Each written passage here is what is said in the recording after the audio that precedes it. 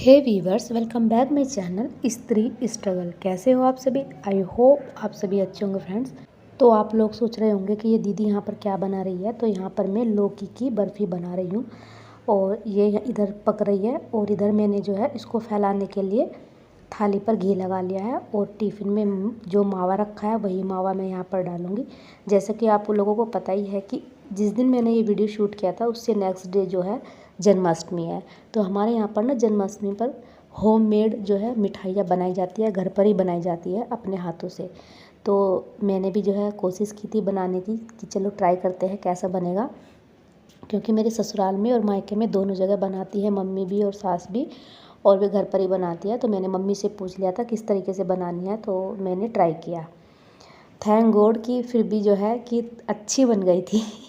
ये तो नहीं मैं बोलूँगी कि 100% एकदम परफेक्ट बनी थी, एकदम मम्मी के जैसी, लेकिन हाँ जो मैंने कोशिश की तो मेरी कोशिश रंग लाई और ये जो है मिठाई अच्छी बन गई थी। तो ये लौकी डालकर मैंने बनाई थी। यहाँ पर लौकी को मैंने कस लिया था और फिर उसे जो है चीनी में डालकर पकाया था। और जब ये मुझे लगा कि पक गया तो मैंने इसमें जो है मावा डालकर थाली में फैला दिया घी लगाकर।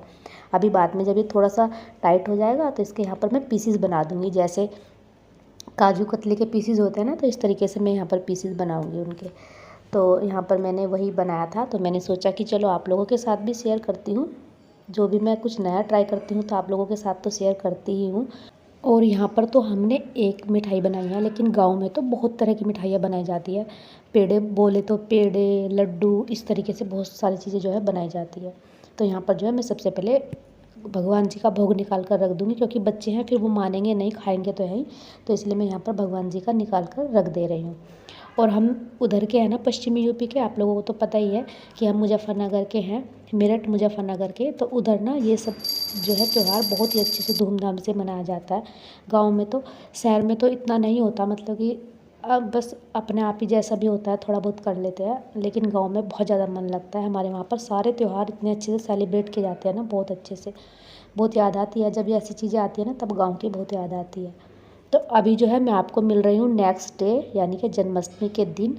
तो यहाँ पर मैंने नहा लिया है और मैं पूजा कर रही हूँ। तो आप लोगों को जन्माष्टमी की बहुत बहुत शुभकामनाएं। सुबह उठने के बाद पहले मैंने घर की सफाई की और उसके बाद नहाया और फिर मैंने पूजा की। तो अभी पूजा हो चुकी है। तो यहाँ पर जो है मैंने अपने लिए ले लिया है जो मैं व्रत में खाऊंगी। तो जो मिठाई मैंने बनाई थी वही है, और चाय बनाई है और केला। तो आज मेरा पूरा दिन जो है फास्ट रहने वाला है। रात को 12 बजे के बाद ही मेरा व्रत खुलेगा। तो जो ये मीठा होता है या कुछ फल फ्रूट होते हैं ये सब हम खा लेते हैं, लेकिन मतलब कि खाना नहीं खाएंगे, अन्न नहीं खाएंगे। तो इसी तरीके से हमारे यहाँ पर व्रत रखा जाता है। तो मैंने भी जन्माष्टमी का व्रत रखा था। और तभी जो है देखो कितनी तेज़ जो है बारिश आ गई थी। अभी बारिश आती कम है, जैसे कि आधे घंटे के लिए आएगी, 1 घंटे के लिए आएगी, लेकिन काफ़ी तेज़ बारिश थी और बहुत ही अच्छी जो है हवा चल रही थी। तो मौसम भी जो है थोड़ा ठंडा सा हो गया था। और अभी जो है मेरे पास टाइम था तो मैंने सोचा कि चलो मैं पढ़ लेती हूँ। तो यहाँ पर मैं पढ़ने के लिए बैठ गई थी। और मेरी एक व्यूवर्स का मुझे कमेंट आया था, वो लिखती हैं कि दीदी मेरी जो आदत है वो मेरी आदत ऐसी है कि मुझे कल पर टालने की बहुत ज़्यादा आदत है। जैसे कि मैं अगर कोई पढ़ रही हूँ तो मैं पढ़ूँगी तो फिर जो है मैं पढ़ते पढ़ते बुक्स को बंद कर दूँगी, मुझे आलस आ जाएगा और मैं सोचूँगी कि आज नहीं पढ़ूँगी, मैं कल पढ़ूँगी। और मेरे साथ हमेशा ऐसा ही होता है, जब भी कोई मुझे ऐसा मतलब कि काम होता है कि मुझे आज करना चाहिए, मैं उसको कल के भरोसे पर टाल देती हूँ। तो वो कह रही थी कि दीदी मैं अपनी इस हैबिट को कैसे बदलूँ, आप कोई सजेशन दीजिए। तो डियर, यहाँ मैं आपको यही कहना चाहूँगी कि हर घड़ी हर पल जीवन में बदलाव होते रहते हैं। ऐसे में कल क्या होगा किसी को नहीं पता। हमारे जीवन में क्या कल हो जाए, कल क्या होगा, अच्छा होगा, बुरा होगा, नहीं होगा, किसी को कुछ भी नहीं पता। सब आइडिया लगा सकते हैं, लेकिन आने वाले कल क्या होगा 1 मिनट का भी नहीं पता होता। आप तो कल की बात कर रहे हो, जैसे कि अभी मैं यहाँ पर पढ़ने वाली हूँ, आने वाले 1 घंटे बाद मेरे साथ क्या होगा मुझे खुद नहीं पता। तो इसलिए कल के भरोसे तो बिल्कुल नहीं बैठना चाहिए। हम अनजाने कल के भरोसे बैठे हैं, जिस कल का खुद ही कल कभी नहीं आता। आपने एक कहावत तो सुनी होगी ना कि कल करे सो आज कर, आज करे सो अब, पल में पड़ ले होएगी बहुरी करेगा कब। और आपको मैं इसे एक एग्जांपल से भी समझाती हूँ। जैसे कि मैंने आपको स्टार्टिंग में बताया था कि मैंने कल मिठाई बनाई थी। तो पहले पता मैं क्या सोच रही थी, मुझे भी आलस आ रहा था कि चलो रहने देते हैं, आज नहीं बनाते, कल ही बना लूँगी, कल क्या करना है। मेरे दिमाग में पहले ये वाली बात थी। लेकिन फिर मैंने सोचा कि अरे कल भी बहुत सारा काम होगा, क्योंकि मेरा फास्ट होगा, मेरा व्रत होगा, तो इस वजह से जो है थोड़ी एनर्जी भी लो होगी, तो चलो आज ही बना लेते हैं। तो मैंने अपना आलस छोड़कर उसको उसी दिन बना लिया। और जो मैंने उसको पहले दिन बना लिया ना, वो अच्छा किया, क्योंकि आज मेरे पास उतना टाइम नहीं था। सुबह उठकर मैंने मंदिर की सफाई की, फिर नहाया, फिर पूजा करी, फिर मंदिर में पूजा करके आई। फिर मेरा व्रत था, तो इतनी एनर्जी भी नहीं बचती है, तो मतलब कि बहुत सारी चीज़ें हो जाती है। तो इसलिए कल के भरोसे तो बिल्कुल भी नहीं टालना है। जब तक हमारी ज़िंदगी में कोई ऐसी सिचुएशन क्रिएट नहीं होती ना, उस समय तक हम अपनी ज़िंदगी में कोई भी एक्शन नहीं लेते हैं जो हमारी ज़िंदगी को बदल सके। हमें हर काम में आलस करना, हर काम को कल पर टाल देना, ये हमारी हर किसी की आदत होती है। ऐसा नहीं है कि आपकी ही है, हम सब में, हर दूसरे इंसान में ये आदत होती ही है। और जो इस आलस पर और कल पर टालने वाली अपनी इस हैबिट्स पर वो कंट्रोल कर लेगा, तो वो इंसान हमेशा सक्सेस ही होगा। और सबसे बड़ी बात होती है लाइफ में डिसिप्लिन का होना। जब तक हमारी लाइफ में डिसिप्लिन नहीं होगा, जब तक हमें ये नहीं पता होगा कि हमें अपने कौन से काम किस समय पर करने हैं और कब कब करने हैं, तब तक चाहे आपके पास कोई भी काम ना हो, तब भी आप अपनी लाइफ में कुछ अचीव नहीं कर सकते। अगर लाइफ में सक्सेस होना है तो डिसिप्लिन का होना और कल के भरोसे मत बैठे रहना, ये आदत आपको अपनानी ही होगी। जब आपके अंदर ये हैबिट्स डेवलप हो जाएगी ना, तो आप अपने आप को देखोगे कि आपकी लाइफ कितना इम्प्रूव हो चुकी है, आपकी लाइफ में कितने सारे चेंजेस आ चुके हैं। आप अपने आप को उसी दिन समझ जाओगे कि हाँ, मैंने अपनी लाइफ में बहुत कुछ अचीव कर लिया है। अगर आप भी कल के भरोसे होंगे तो आने वाले समय में आप खुद को ऐसी जगह पाओगे जहाँ आपको ना तो इधर जाने का रास्ता मिलेगा और ना ही उधर, मतलब इधर कुआं उधर खाई। आज इन बातों की आपको शायद इतनी वैल्यू ना हो, लेकिन समय बीतने के बाद आपको सब कुछ समझ आ जाएगा। मगर उस वक्त आपके पास समय नहीं होगा, क्योंकि कीमत समय की होती है। आपको भी पता है, इंसान अपनी लाइफ में, अपने जीवन में किसी भी उम्र में कभी भी कुछ भी खरीद सकता है, लेकिन एक ये समय ऐसी चीज़ है जो कि निकल गया और कभी वापस नहीं आएगा। चाहे आपके पास कितनी भी दौलत क्यों ना हो, लेकिन आप उसको ख़रीद नहीं सकते। ये मुझे भी पता है, आपको भी पता है, हम सबको पता है।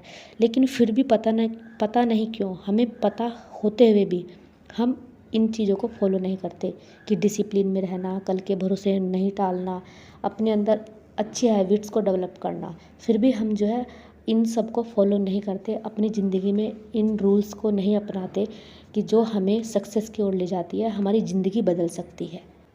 तो फ्रेंड्स, अभी ये शाम का समय था, ये टाइम हो चुका था 7:30 और 8 बजे का समथिंग टाइम था। और जैसे कि आज आप लोगों को पता ही है कि जन्माष्टमी है, तो मेरी बेटी बोली कनिका कि मम्मा आज कुछ थोड़ा सा स्पाइसी बना दो, चटपटा। तो उसका मन था ये आलू वाले पकोड़े बनवाने का, क्योंकि जब भी मैं ये आलू वाले पकोड़े बनाती हूँ ना, तो मेरे बच्चे बहुत ज़्यादा शौक से खाते हैं। तो वो कह रही कि मम्मा आज मुझे आलू वाले पकोड़े खाने हैं, तो आपको यही बनाने होंगे। तो फिर मैंने बच्चों के कहने पर जो है ये आलू वाले पकोड़े बनाए हैं। और मैंने इनके लिए जो है चटनी भी बनाई थी घर पर। इमली को मैंने भिगो लिया था, और मैंने स्टार्टिंग में आप लोगों ने देखा कि वहाँ पर चटनी बना दी थी।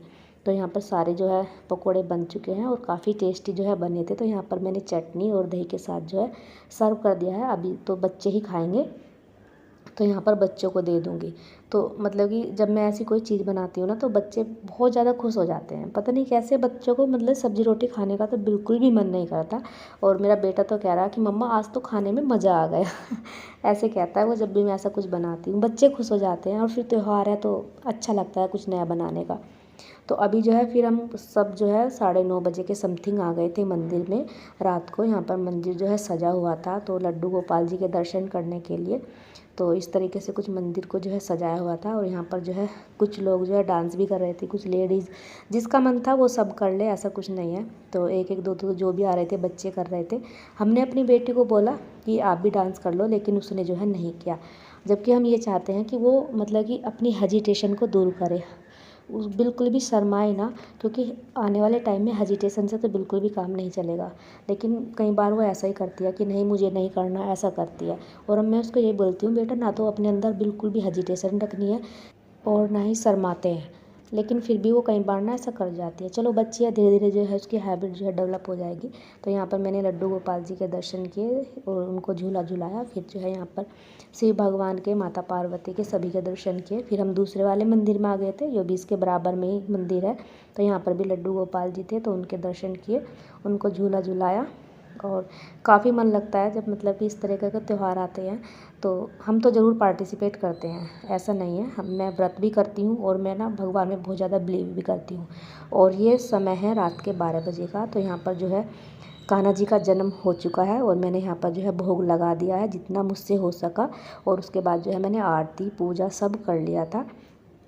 और इसी के बाद जो है मुझे अपना व्रत भी खोलना था। तो टाइम यहाँ पर हो गया था 12:20 और पूजा मेरी हो चुकी है। तो अभी जो है मैं यहाँ पर व्रत खोलूँगी और बस अब सो जाएंगे। फिर आपसे नेक्स्ट वीडियो में मिलेंगे, तब तक के लिए बाय एंड टेक केयर।